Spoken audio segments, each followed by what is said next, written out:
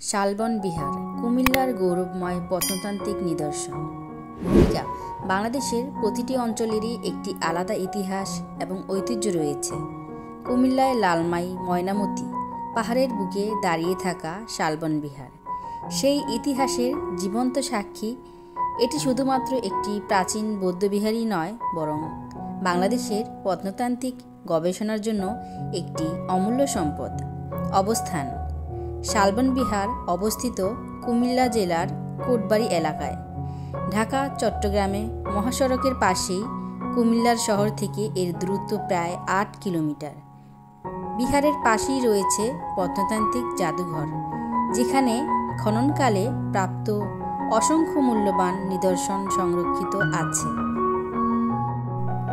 ইতিহাস: প্রত্নতান্ত্রিক গবেষণার জন্য জানা যায় শালবন বিহার অষ্টম শতাব্দীর সম্রাট দেববংশীয় ভোপাল বা তার উত্তরসূরির আমলে নির্মিত হয়েছিল। এখানে একটি বিশাল আঙিনাকে ঘিরে প্রায় ১১৫টি সেল বা কক্ষ ছিল, যেখানে ভিক্ষুকরা বসবাস করতেন। মূল বিহারের কেন্দ্রে একটি মন্দির ছিল, যেখানে বুদ্ধিমূর্তি ও ধর্মীয় উপাসনা অনুষ্ঠিত হতো। ধারণা করা হয় শালবন বিহার একসময় সমতট জনপদে অন্যতম কেন্দ্র ছিল। স্থাপত্য: লাল ইট, পোড়ামাটির ফলক, অলঙ্কৃত নকশা সব মিলিয়ে এর স্থাপত্য শৈলী সত্যি অনন্য। দর্শনীয় স্থান: শালবন বিহার ভ্রমণে গেলে কেবল বিহারই নয়, আশেপাশের আরও অন্য কিছুও কিন্তু খুব আকর্ষণীয় দেখা যায়। ময়নামতি প্রত্নতান্ত্রিক জাদুঘর, কোটবাড়ি বোটানিক্যাল গার্ডেন, বিভিন্ন প্রাচীন স্তূপ ও ধ্বংসাবশেষ। ভ্রমণ নির্দেশিকা: কিভাবে যাবেন? ঢাকা থেকে কুমিল্লা যেতে বাসে সময় লাগে 2 থেকে 3 ঘন্টা। কুমিল্লা শহর থেকে শালবন বিহার সিএনজি বা অটোরিকশায় পৌঁছানো যায় খুব সহজেই। প্রত্নতান্ত্রিক জাদুঘরে এর টিকিট কিনে ভেতরে প্রবেশ করতে হয়। ছাত্রছাত্রীদের জন্য ছাড় আছে। ভ্রমণের সেরা সময় হচ্ছে শীতকাল, তখন আবহাওয়া খুব ঠান্ডা থাকে। ঘুরে কিন্তু বেশ আনন্দ পাওয়া যায়। মনোরম পরিবেশ, চারিদিকে সবুজ আর সবুজ, চারিদিকে যেন সবুজের সমারোহ। এখানে আছে নানা প্রজাতির ফুল গাছ এবং পোড়ামাটির ফলকগুলো মনে হয় এত বছর জুড়ে থাকার পরও প্রত্যেকটি এতটাই পোক্ত এবং প্রত্যেকটা ইট এতটা সৌন্দর্য নিয়ে আছে যে এখনও মনে হয় নতুন করে এটা নির্মিত হয়েছে। এটা এতটাই সৌন্দর্য, দিন দিন যেমন বেড়েই যাচ্ছে। আমি যদি আরেকটু ক্লিয়ার করে বলতে চাই, শালবন বিহার বাংলাদেশের কুমিল্লা জেলায় ময়নামতি এলাকায় অবস্থিত। এটি লালমাই ময়নামতি পাহাড় শ্রেণীর মাঝামাঝি স্থানে গড়ে ওঠে একটি প্রাচীন বৌদ্ধ বিহার। এই বিহারটি অষ্টম শতাব্দীতে সম্রাট ভোপালের আমলে নির্মিত হয়েছিল বলে ধারণা করা হয়। এখানে একটি বিশাল আকারের আঙিনা আছে, যার চারপাশে প্রায় ১১৫টি সেল আছে, যেটা আমি এর আগেও বলেছিলাম। প্রত্নতান্ত্রিক নিদর্শনের দিক থেকে বলা হয় শালবন বিহার বাংলাদেশের অন্যতম এবং গুরুত্বপূর্ণ নিদর্শনা। শালবন বিহার কেবলমাত্র কুমিল্লারই নয়, বরং বাংলাদেশের গর্বের প্রতীক। এর প্রতিটি ইট, প্রতিটি ধ্বংসাবশেষ আমাদের অতীত ও সভ্যতাকে, সংস্কৃতি ও ধর্মীয় ইতিহাসকে স্মরণ করিয়ে দেয়। ইতিহাসপ্রেমী পর্যটক কিংবা শিক্ষার্থীদের জন্য এটি একটি অবশ্যই ভ্রমণযোগ্য স্থান। অবশ্যই ছুটি পেলে কিংবা আত্মীয় স্বজন, ফ্যামিলি মেম্বারদের সাথে এখানে এসে ভ্রমণ করে যেতে পারেন। এখানে আসলে আপনি পুরনো ঐতিহ্যকে ফিরে পাবেন, ঘুরতে পারবেন এবং বাচ্চাদের শিক্ষণীয় অনেক কিছুই আছে এখানে দেখার মতো, যা আপনি এর আগে কোথাও কিন্তু পাবেন না। শুধু কুমিল্লার এই ঐতিহ্য শালবন বিহার, এখানে না এসে ঘুরে দেখলে কিন্তু আপনি বুঝতে পারবেন না এখানে কতটা প্রাচীন সভ্যতার নির্দেশনাগুলো, স্তূপগুলো এতটা সুন্দরভাবে এখনও কিন্তু প্রকৃতিকে ঘিরে আছে আমাদের মাঝে। আমরা যেদিন এসেছিলাম সেদিন কিন্তু খুব বাতাস ছিল, বাতাসও ছিল, খুব গরমও ছিল, তারপর আকাশটাও কিন্তু অনেক রোদ ছিল। তো গরমও ছিল, বাতাসও ছিল, সব কিছু মিলেই কিন্তু ভালোই লেগেছে। তবে শীতের সময় ভ্রমণ করলে কিন্তু বেশি ভালো লাগে। এখানে সব সময় মানুষের ভিড় থাকে, সকাল সন্ধ্যা যে কোনো সময় কিন্তু মানুষ এখানে আসে।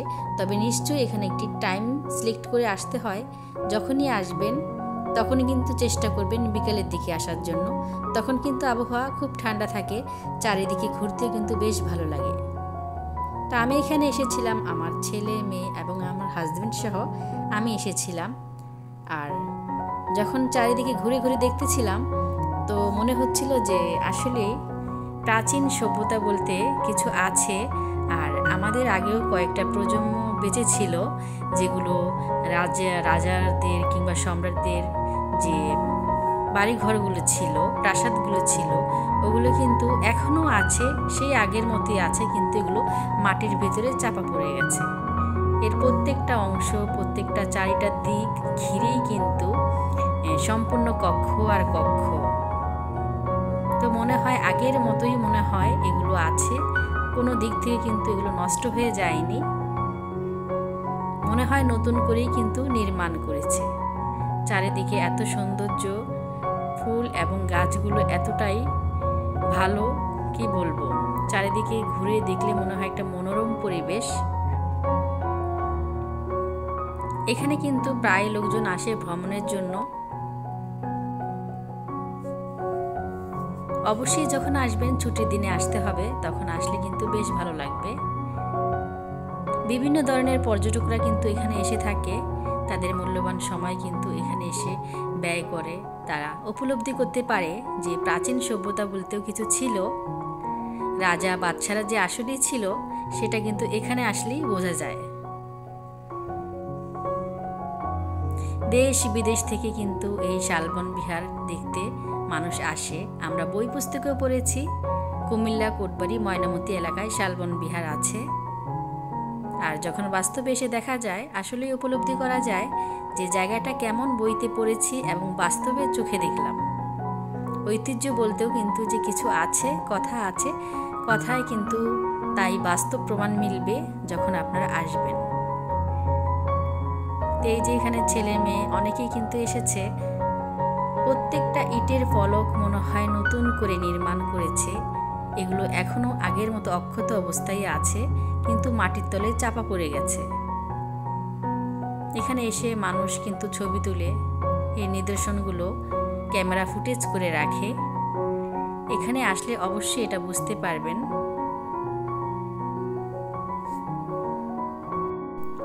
অবশ্যই এখানে আসলে হাতে সময় নিয়ে আসতে হবে, এতে করে কিন্তু আপনি অনেকটা সময় এখানে কাটাতে পারবেন। নানান শ্রেণীর মানুষ কিন্তু এখানে আসে এই প্রাচীন সভ্যতাকে দেখার জন্য। শালবন বিহার আসলে এখানে ঘুরে দেখার মতো প্রত্যেকটা স্থানে রয়েছে এরকম চারিদিকে বিল্ডিংয়ের মতো ইটের ফলকগুলো। এটাই কিন্তু এখানকার প্রাচুর্য। এর প্রতিটি পক্ষগুলো কিন্তু এখানে দেখা যাচ্ছে, এগুলো প্রত্যেকটি কিন্তু মাটির তলে চাপা পড়ে গেছে। মূলত এখানে একটা পাহাড় ছিল, পাহাড়ের এই আঙিনাতেই কিন্তু হচ্ছে এই শালবন বিহার। কুমিল্লা জেলা মূলত কিন্তু পাহাড়ের চারিদিকে কিন্তু পাহাড় আর পাহাড়। এখানে আসলে অবশ্যই দেখতে পারবেন চারিদিকে মনোরম পরিবেশ, এখনো কিন্তু সেই আগের মতোই আছে। তো আমার ভিডিওটি জুড়ে থাকার জন্য সবাইকে অসংখ্য ধন্যবাদ। অবশ্যই ভালো লাগলে চ্যানেলটিকে সাবস্ক্রাইব করে রাখতে পারেন। এমনই নিত্য নতুন ভিডিও কিন্তু আমার চ্যানেলে আমি ভ্যারাইটিসভাবে আপলোড করে থাকি। যদি আপনার ইচ্ছে হয় আপনি কিন্তু একবার ভিজিট করে দেখতে পারেন।